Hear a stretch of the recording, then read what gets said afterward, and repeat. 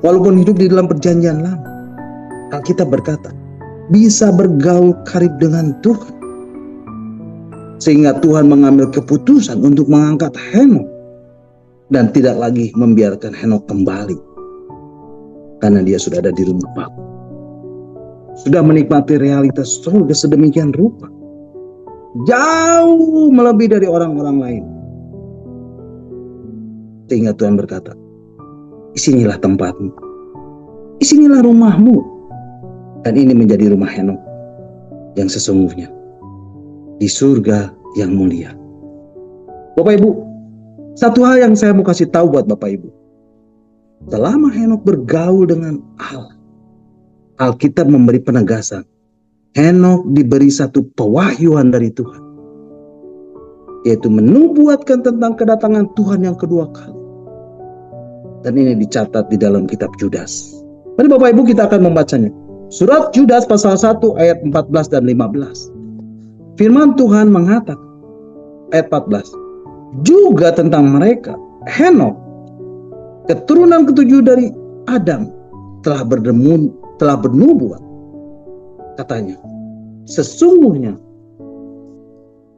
Tuhan datang dengan beribu-ribu orang kudusnya, hendak menghakimi semua orang dan menjatuhkan hukuman atas orang-orang fasik yang mereka lakukan. Dan karena semua kata-kata nista yang diucapkan orang-orang berdosa yang fasik itu terhadap Tuhan. Bapak Ibu, dari ayat firman Tuhan ini kita bisa belajar. Ketika Henokh pertama kali ditulis di dalam kitab Kejadian dan dikatakan Henokh hidup bergaul dengan Allah. Bapak Ibu, Tuhan sudah menyatakan satu rahasia besar kepada Henokh. Dan Henokh bisa melihat apa yang akan terjadi di akhir. Henokh menubuatkan tentang kedatangan Tuhan yang kedua kali dan hari penghakiman. Dan di sini Tuhan membawa Henokh untuk melihat akhir dari awal.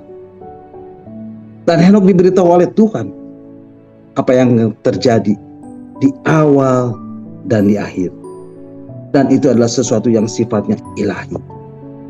Bapak Ibu, orang yang hidupnya bergaul dengan Tuhan, engkau akan mendapati akan ada banyak misteri yang ada di dalam hati Tuhan yang akan disingkapkan kepadamu.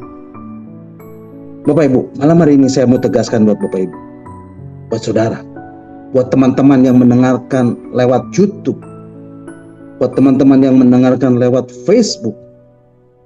Ayo, ini saatnya.